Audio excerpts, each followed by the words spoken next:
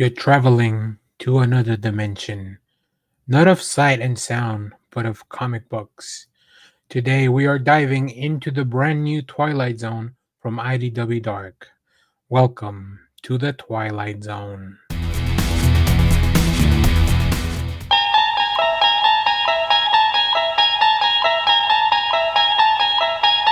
You unlock this door with the key of imagination. Beyond it is another dimension. A dimension of sound. A dimension of sight. A dimension of mind. You're moving into a land of both shadow and substance, of things and ideas. You've just crossed over into the Twilight Zone. Hello, everyone. Dan here from the Next Issue Podcast. On today's video, we'll be doing a review for the Twilight Zone #1. This is a new book from IDW from their IDW Dark line. We will look at this issue 1 of a 5-issue miniseries with a different creative team. This is an anthology, and future contributors include Tom Scioli, James Stocco, Nate Powell, Francesco Francavilla. But on today's issue, we have writer Dan Waters and artist Morgan Beem giving us the Blanks story. This was such a fun trip. I love the Twilight Zone. I love watching um, reruns of the 60s episodes. I think that they all have such a great and creative way of telling a very concise, very direct story in about 20-25 minutes. And I think this comic book has accomplished the same because it only has 22 pages to tell us a full story, a morality tale, and then of course taking us on a journey into the Twilight Zone. So let's talk about this specific issue. Blanks. We see a busy metropolis that eventually grows quiet. We see that there is a gentleman, Edward Kane, who is looking for immortality, pressuring his scientists, pressuring his team to give him a cure for death. Now, in rushing this, of course, Kane unleashes unintended consequences. I think this is a really fun tale of humanity and hubris, mortality, conformity. So it really has a lot going for it. Now, give that all to Morgan Beem to bring to life, and we get a fantastic story. Not only is this book in black and white, to of course honor and kind of give the same vibes of the original Twilight Zone, but you can really feel how both of these creators are very much influenced. There's a few episodes that kind of come to mind, right? Like The Eye of the Beholder, which is about conformity. There's number 12 Looks Just Like You, which is about loss of individuality. Maybe Escape Clause as well, which is about the obsession with cheating death.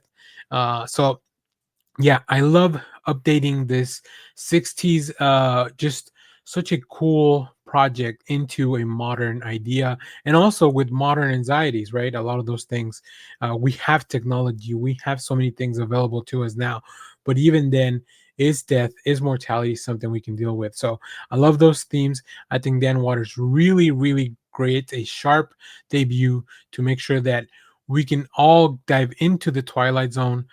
So it really comes to life very well.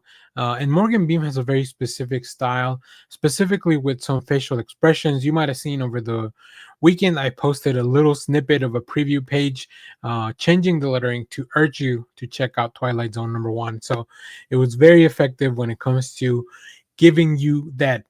It's not really a horror feeling. It is just this uneasy feeling that you get at the end as you turn the last page. So very excited to see how this goes from here.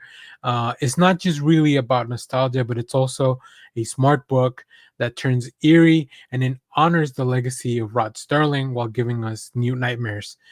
So if you're a horror fan, I think you're really going to enjoy this. You're going to want to pick this up. It'll be worth adding to your collection. So let me go through the variant covers because there's some really cool stuff that IDW is putting out, and then we'll wrap up this video. Here you can see some of the variant covers for Blanks. This is the main cover by Morgan Beem.